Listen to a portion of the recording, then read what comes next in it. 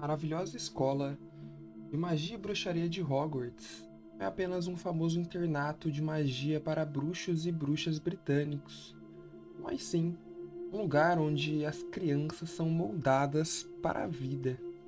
Nessa escola, as crianças vivenciam experiências únicas, inexplicáveis, eternas. E esse é o palco principal da nossa história. Uma história menos de um ano já possui momentos tão épicos que, com certeza, serão lembrados para sempre. Alguns, mais focados no cenário geral das coisas, podem dizer que tudo começou com a publicação de um livro, com um assassinato de um bom homem e com a revolução pelo bem maior.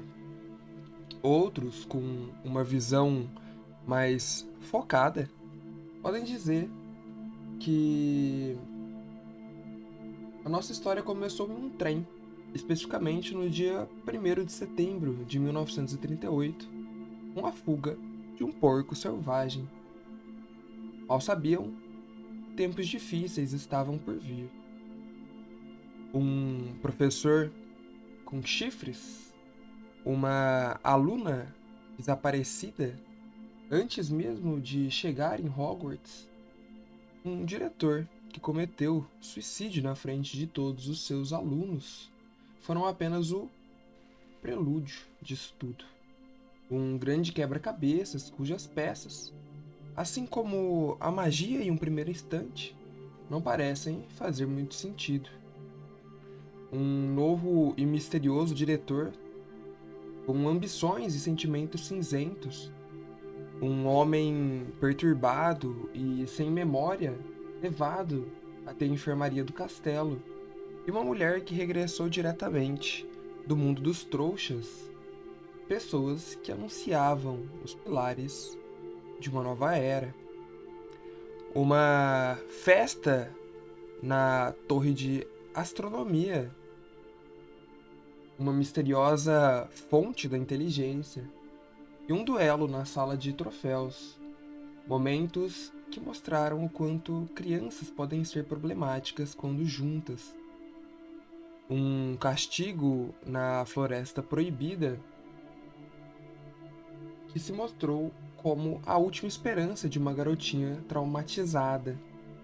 Um assassinato cometido numa sala que não existe por uma pessoa que não deveria existir. Situações que nos ensinaram que lugares, cenários, por muitas vezes são mais do que aparentam. E ainda tivemos uma eleição para ministro da magia e um processo judicial para fechar a escola de Hogwarts. Pois é, a primeira temporada foi curta, mas cheia de fragmentos desse gigantesco quebra-cabeças. Em 1939, as coisas ficaram mais densas, ainda mais sombrias. Uma guerra trouxa que pareceu ter muito mais influência bruxa do que deveria. Um estado de sítio que proibiu qualquer comunicação da escola com o mundo exterior, assim como qualquer passagem de pessoas não autorizadas.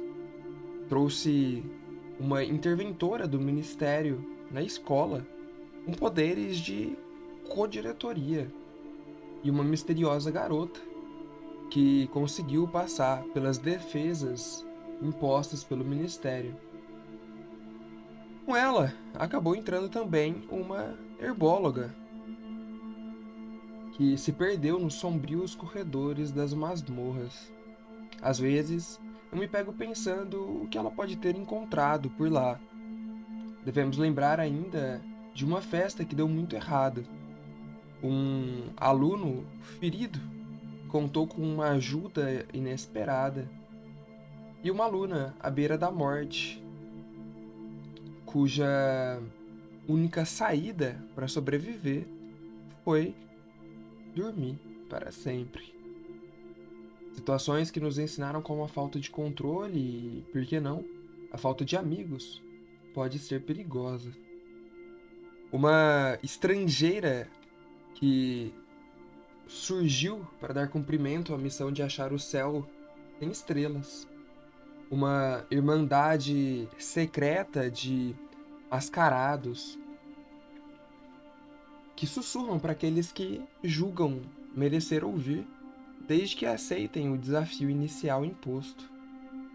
Tal seita só nos mostrou o quanto Hogwarts possui segredos, dentro de segredos, dentro de segredos. Uma torre escondida com um lugar extremamente misterioso e inóspito dentro dela, capaz de trazer os mortos de volta à vida, porém com um alto e doloroso preço. Uma estranha barca e gigantesca que se aproximou do castelo com objetivos nefastos. Aproveitaram uma brecha também criada pelo descontrole para invadir as paredes do castelo. As medonhas criaturas da noite só não sabiam que existiam muitos outros alunos corajosos no castelo, além dos grifanos, e uma série de duelos começou. Não só entre as criaturas e os residentes do nosso cenário, mas também entre aliados que divergiram quanto o caminho mais correto a ser tomado. Dois lufanos que provaram o quanto é importante acreditar em uma amizade, mesmo que isso custe a própria vida ou o tempo dela. Uma simples excursão ao Ministério da Magia que nos mostrou como muitos ciclos só podem ser encerrados no momento certo. Um misterioso cubo roxo que foi impedido de chegar ao seu destino por uma intervenção do próprio destino. Um grupo infernal de mortos-vivos, um enigmático e estrangeiro bruxo das trevas que sequestrou o antigo ministro da magia. Uma espada lendária, um pai ausente e dois aurores que são mais do que aparentam. E, por fim, uma despedida que culminou em uma briga generalizada, uma fuga, uma explosão de um conflito interno que não podia mais ser prorrogado. A segunda temporada nos mostrou como tempos difíceis realmente chegaram. Despedidas cruéis, mas com chegadas engrandecedoras. Um futuro nebuloso. A terceira temporada vem para diminuir distâncias invisíveis que cresceram durante as férias. Tempos difíceis de fato chegaram, e o novo período letivo parece ser a única esperança de crianças assustadas e que se tornam cada vez mais solitárias pela falta de respostas e a distância fria proporcionada pela guerra.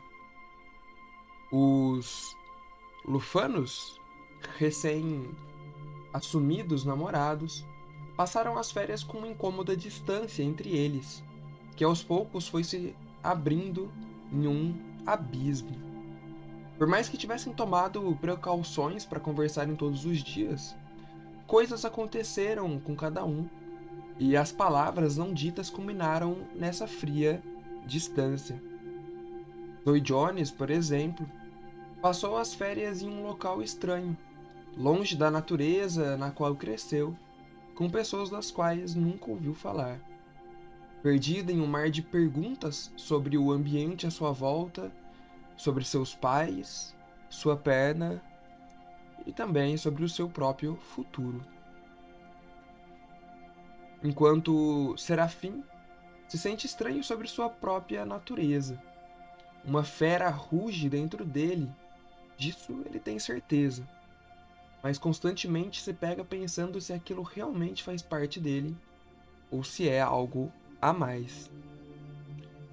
Seu silêncio começou com um episódio específico, logo no início de suas férias. Estava brincando nos jardins sozinho, já que sua irmã preferiu passar grande parte das férias dormindo, ou, pelo menos, trancafiada em seu próprio quarto. Momento em que um passarinho ferido caiu à sua frente. Ao invés de ajudar o pássaro, o que seria uma atitude natural para ele, Serafim ficou travado olhando o animal agonizando no chão. Em um gesto descontrolado, pulou em cima do bicho e o engoliu, de uma vez só. Érica, sua irmã, viu a cena horrenda pela janela de seu quarto, mas não comentou nada com seu irmão até agora. Isso porque Érica tem seus próprios problemas para se preocupar. Tem tido fortes pesadelos, mas apenas quando está acordada. Passou a preferir, então, deixar suas férias em um grande sono, quanto tempo pudesse, mesmo que para isso tivesse que roubar alguns remédios da avó. Em seus pesadelos acordados, Érica vê constantemente duas explosões colossais. Explosões que não poderiam ter sido criadas nem pelo mais absurdo dos bombardas. Dos destroços causados, um garoto pequeno e um garoto gordo emergem, e a visão sempre se repete.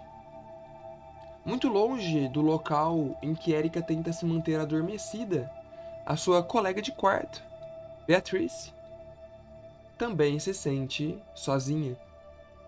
Achou que poderia matar a saudade dos pais, mas sua mãe ficou ausente a maior parte das férias. Ela diz estar trabalhando muito para minimizar os danos da guerra. Aparentemente, vários bruxos começaram a quebrar o Estatuto do Sigilo depois da tomada de poder que houve no Ministério. E com os embargos das correspondências pelo Correio Coruja, Beatrice não conseguiu trocar mais do que 2 cartas com o seu namorado, Septimus. A verdade é que o isolamento, a sensação de impotência e o pensamento constante de insignificância por não ter conseguido ser a portadora da espada levaram Beatrice a um lugar perigoso. Ela passou a sentir um pequeno conforto com a autopunição e passou a realizar pequenos cortes ao longo dos braços durante essas férias. Muito longe de onde o sangue de Beatrice pinga no chão do banheiro, Iris Black vive um pesadelo acordada. Assim como Érica, mas o dela é na sua própria casa. Seu pai foi promovido e não teve a oportunidade de vê-lo. Sua mãe adotou uma tática de simplesmente ignorar a filha após uma briga pelas suas notas. Chegando em sua casa, não houve um bem-vinda de volta, nem um sentir sua falta. Apenas cobranças e constatações de como era inferior à irmã. Iris, pela primeira vez, reuniu coragem suficiente para questionar a mãe, e a briga foi feia. Melania desferiu um forte tapa em seu rosto após Iris dizer o que pensava sobre a irmã, e a puniu severamente usando a varinha, causando-lhe uma dor excruciante. Agora, Iris está trancada no porão de sua casa, não tendo mais noção de tempo e não sabendo quando vai ter o privilégio de comer outro pão embolorado novamente. Deitada no chão empoeirado com os ratos e com o ghoul que habita o local, Iris sente graça na ironia de morar em uma mansão como aquela, mas viver confinada ao escuro porão. Não muito longe dali, Lila Greengrass também se sente solitária. Não que já tenha sido uma garota de muitos amigos, não é isso. Mas dessa vez realmente pensou que seria diferente. Acreditou que teria feito amigos na escola no ano que se passou. Mas amigos respondem suas cartas, não é? Aqueles que ela considerava seus amigos nunca enviaram uma carta sequer em resposta. Dizem que seu pai é o novo ministro. Não que isso tenha mudado algo em sua relação com ele. Em verdade, apenas piorou as coisas. Seu pai nunca foi tão frio quanto antes, tão artificial quanto antes. Antigamente, ele ainda se importava o suficiente para chamar sua atenção e lhe dar algumas broncas. Agora, nem isso ele faz. Se trocou 2 palavras com a filha durante as férias, foi muito. Sua casa também não parece mais sua. Os quadros da sua mãe, os poucos existentes, foram retirados. Ela não consegue mais se sentir confortável com as diversas pessoas estranhas frequentando sua casa dia e noite. Tem visto muito uma mulher que reconheceu como sendo a tia daquela menina que morreu. Mas, apesar da morte da sobrinha, a mulher parece sempre muito contente e em muitos dias dorme na sua casa. Na primeira vez que Charlotte Avery falou com ela, disse que era um prazer conhecê-la e que seu nome era muito especial e, portanto, esperavam grandes coisas dela. Alec, em uma ilha no sul da Inglaterra, passa as noites olhando a varinha roubada. Ela agora é o seu único conforto. Ele não consegue entender muito bem o que está acontecendo com a sua família. Ou melhor, não quer acreditar. Cresceu em um palácio, talvez um dos mais famosos do mundo, e agora se vê confinado em um apertado quarto de madeira mofado. Sua família está passando por sérias dificuldades e não só financeiras. Às vezes, olha pela janela e pensa ver algumas pessoas rondando sua casa, de olho em seu quarto. Além disso, um pessoal do ministério foi até sua casa entregar uma espécie de intimação para os seus pais responderem a um processo de verificação de linhagem familiar. Mas Alex sabe que a varinha que achou pode ser a solução de todos os seus problemas. Ela o fascina, chama por ele, porta a glória. Alec não parece ser o único corvino fascinado por um objeto mágico. Longe dali, em seu quarto, Heathcliff Corvus Lestrange observa o cubo com a brilhante luz roxa que pegou no ministério. Aquilo de algum modo também chama por ele e implora para ser usado. Implora para ser levada para casa. Às vezes, Heathcliff olha para os quadros nas paredes da sua casa e eles parecem se abrir para ele. Às vezes, principalmente à noite, ele pode jurar escutar alguém dizendo coisas estranhas dentro das paredes de sua casa. Além disso, Corvus também se sente sozinho. Se viu seus pais 2 vezes durante as férias, foi muito. Aparentemente, sua mãe sequer está na Inglaterra, e a única vez que viu o pai foi para levar uma bronca. O pai foi categórico ao dizer que está descontente com as companhias do filho. Apesar de não concordar com o que houve com a família Crawford, tanto no passado quanto agora, não apoia que seu filho ande com membros da família, principalmente considerando a situação atual do governo bruxo e que eles não devem falar sobre isso. Quando Radcliffe questionou o pai sobre o que poderia ter acontecido com os Crawfords no passado, o pai apenas comentou que quanto menos ele soubesse, melhor. Por fim, interessante comentar mais sobre 2 fatos. Lucy Fujiwara passou as férias com os pais, alienada de tudo o que estava acontecendo no mundo bruxo. Entretanto, recebeu uma carta de um amigo do Japão. A carta era curta e parecia ter sido escrita às pressas. Dizia apenas que a escola ficou bem diferente depois que ela foi embora, e que agora parte das aulas consistem em trabalho com a magia para o exército, uma espécie de treinamento. Um treinamento voltado à exploração e à abertura de túneis subterrâneos, algo que está sendo muito desgastante para todos. E também, Raika Burke, em seu sono eterno na enfermaria de Hogwarts, até o momento em que o silêncio quase sepulcral que o castelo possui nas férias é rompido por barulhos de portas e passos de duas pessoas que levam o corpo da garota dali. É nesse contexto de solidão e frivolidades que os alunos se preparam para regressar a Hogwarts.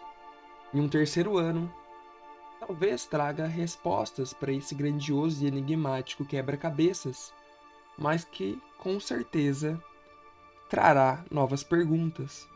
Uma delas, e talvez a principal, seria o que é o triunfo mágico.